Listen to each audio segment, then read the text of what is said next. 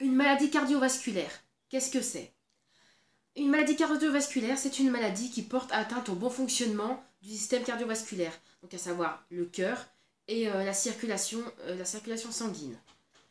Donc, une maladie cardiovasculaire, ça peut être par exemple une maladie qui est liée aux artères, donc une obstruction de l'artère, comme dans le cas de l'artérosclérose, ou une maladie plutôt en lien avec la rupture d'une artère, comme peut être le cas de l'AVC, par exemple l'AVC de type hémorragique. En gros, les maladies cardiovasculaires, c'est tout un tas de choses et tout un groupement de maladies qui gravitent autour du système cardiovasculaire. Donc ça touche particulièrement les artères, notamment les artères coronaires, donc qui sont les artères nourricières du cœur, mais aussi les artères carotides, qui sont les artères nourricières du cerveau. Voilà. Quelques chiffres maintenant. Donc il faut savoir tout d'abord que les maladies cardiovasculaires constituent la première cause de mortalité dans le monde. Donc avec plus de 17,5 millions de décès par an, donc ce qui revient à peu près un décès sur 3. Même en France, les maladies cardiovasculaires constituent plus d'un tiers des maladies des décès par an, avec environ 180 000 décès par an. Quels sont les facteurs favorisant les maladies cardiovasculaires et comment les éviter finalement? Donc tout d'abord, vous avez l'âge. Donc il faut savoir que les maladies cardiovasculaires, la prévalence d'avoir cette maladie augmente avec l'âge, et notamment à partir de 50 ans. Ensuite, il y a le sexe, car nous sommes tous inégaux face à la maladie, et donc le sexe est un facteur quand même prédisposant. En effet, les femmes sont plus sensibles aux maladies cardiovasculaires à partir de 50 ans, déjà parce qu'elles sont présentes en plus grand nombre après 50 ans, mais aussi parce qu'à partir de 50 ans, il y a ce phénomène qui est la ménopause qui justement accroît le risque de maladies cardiovasculaires. Car en effet, les femmes sont entre guillemets protégées par les maladies cardiovasculaires, ou du moins par certaines maladies cardiovasculaires avant l'âge de 50 ans. Ensuite, que dire? Il y a le tabac. Donc le tabac, vous savez que la nicotine accélère le rythme cardiaque et contribue aussi à réduire le diamètre des vaisseaux sanguins. Donc voilà. L'alcool aussi contribue à augmenter le risque de cardiovasculaire. Et enfin, l'alimentation et tout ce qui gravite autour. Donc l'hygiène de vie en général finalement. Donc l'alimentation trop grasse va favoriser l'hypercholestérolémie et donc finalement faciliter les plaques d'athérome de se développer, de boucher les artères. Et l'alimentation trop salée va favoriser l'hypertension artérielle et donc favoriser les risques de rupture de ce vaisseau sanguin. Enfin, l'excès de poids, donc avec les compressions de certains poids sur les vaisseaux sanguins, va augmenter le risque cardiovasculaire.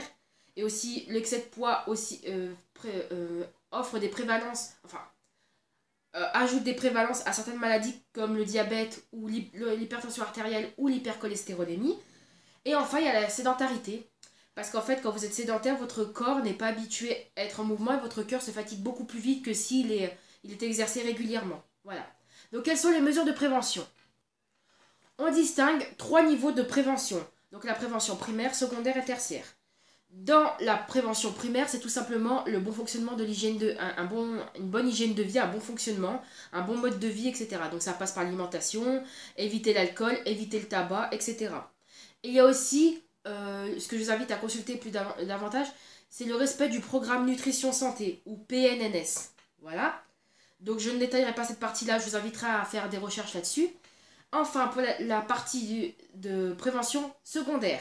Pour la prévention secondaire, il y a tout d'abord tout ce qui est dépistage. Donc favoriser et démocratiser un petit peu les systèmes de dépistage des maladies cardiovasculaires, comme les examens préventifs, déjà les surveillances des hypertensions artérielles, des surveillances, on va dire, plus dans la biologie médicale, donc tout ce qui est prise de sang, etc. Et les surveillances dans tout ce qui est dans le domaine des les imageries médicales. Donc par exemple tout ce qui est échographie du cœur, IRM, enfin en fonction du risque qu'il y a.